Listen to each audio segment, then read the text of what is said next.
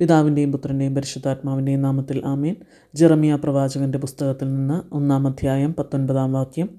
അവർ നിന്നോട് യുദ്ധം ചെയ്യും, എന്നാൽ വിജയിക്കുകയില്ല.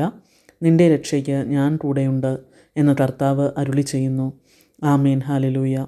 ഈശോയിൽ പ്രിയരെ, സമാധാനമില്ലാത്ത അവസ്ഥയാണ് യുദ്ധം എന്ന് ഏറ്റവും ലളിതമായി നമുക്ക് പറയാം.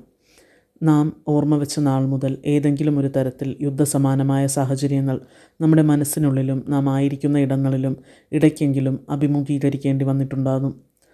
ചില വേർപാടുകളുടെ സമയത്തും ചില നഷ്ടങ്ങളുടെ സമയത്തുമൊക്കെ കലുഷിതമായ നമ്മുടെ മനസ്സ് നമ്മുടെ വിശ്വാസം നഷ്ടപ്പെട്ടു പോകുന്ന അവസ്ഥയിൽ നമ്മെ കൊണ്ടു ചെന്ന് നിർത്തിയിട്ടുണ്ടാകും. അതുപോലെ ബാഹ്യലോകത്തിൽ നാം എത്ര തന്നെ സമാധാനം ആഗ്രഹിച്ചാലും ചില വേദനകളും ഞെരുക്കങ്ങളും നമ്മെ അനുദിനം ചെറിയ തോതിലെങ്കിലും ഭാരപ്പെടുത്തുന്നുണ്ടാകും.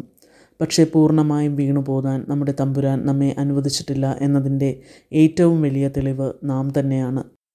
നമ്മെ നിശബ്ദരാക്കാൻ ശ്രമിക്കുന്ന എല്ലാറ്റിനോടും നമ്മുടെ ശബ്ദമായി നിന്ന് പരിചയമായി നിന്ന് നമ്മുടെ തമ്പുരാൻ നാം അറിയാതെ നമുക്ക് വേണ്ടി പൊരുതുന്നുണ്ട് എന്നതിൻ്റെ തെളിവാണ്, അടയാളമാണ് വീണെന്ന് വിചാരിക്കുന്ന ഇടത്തു നിന്ന് വീണ്ടും പറന്നുയരുന്ന നാം.